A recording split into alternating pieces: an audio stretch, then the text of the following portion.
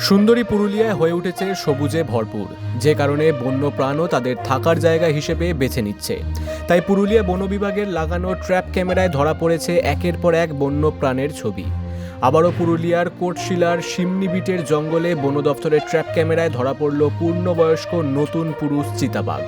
বনকর্মীরা camera সংগ্রহের পর ছবিগুলি যাচাই করতেই দেখা যায় চলতি মাসের 13 ও 14 তারিখে পরপর 2 দিন ওই চিতাবাঘ জঙ্গলে ঘোরাফেরা করেছে। কোটশিলা বন বিভাগের প্রাথমিক অনুমান, ঝাড়খণ্ডের দলমা বা হাজারিবাগের দিক থেকে এলাকা পরিবর্তন করে চিতাবাঘটিকে সম্প্রতি পুরুলিয়ার জঙ্গলে ঢুকতে দেখা গেছে। এই বিষয়ে পুরুলিয়া বন বিভাগের ডিএফও অঞ্জন গুহ বলেন, গত 2 বছর ধরে বন্যপ্রাণ সংরক্ষণের জন্য আমরা ট্র্যাপ ক্যামেরা ব্যবহার করে আসছি ও নজরদারিও চালাচ্ছি, যা থেকে ওই কোটশিলা এলাকায় বাবা মা 2 শাবক ও ভিন্ন 2টি চিতাবাঘ মিলিয়ে মোট 6টির অস্তিত্ব খুঁজে পেয়েছিলাম। এবার আবারও এই চলতি মাসের একটি নতুন পুরুষ চিতাবাঘের ছবি পাওয়া গেল। এটি আমাদের জন্য বেশ খুশির বিষয়।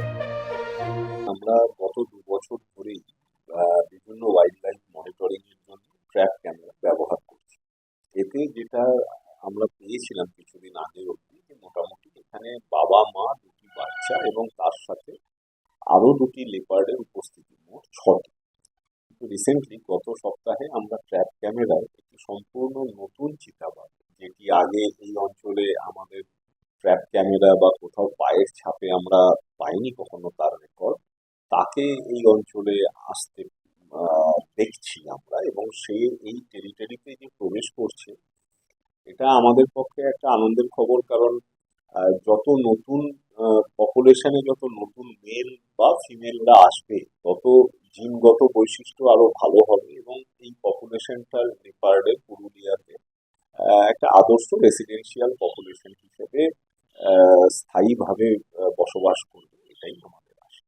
হ্যাঁ, আমি অলরেডি লিখিতভাবে আমার ঊর্ধ্বতন কর্তৃপক্ষের কাছে আবেদন জানিয়েছি যে এই শীতে, এই মরশুমে যাতে আমরা লেপার্ড এবং ভাল্লুকের একটা সেন্সাস করতে পারি, এবং তার পরিপ্রেক্ষিতে লেপার্ড এবং ভাল্লুকের সংরক্ষণ প্ল্যান, যেটাকে কনজারভেশন প্ল্যান বলা হয়, সেভাবেও আমরা আমাদের ওয়াইল্ড লাইফ দপ্তরের কাছে চিঠি পাঠিয়েছি।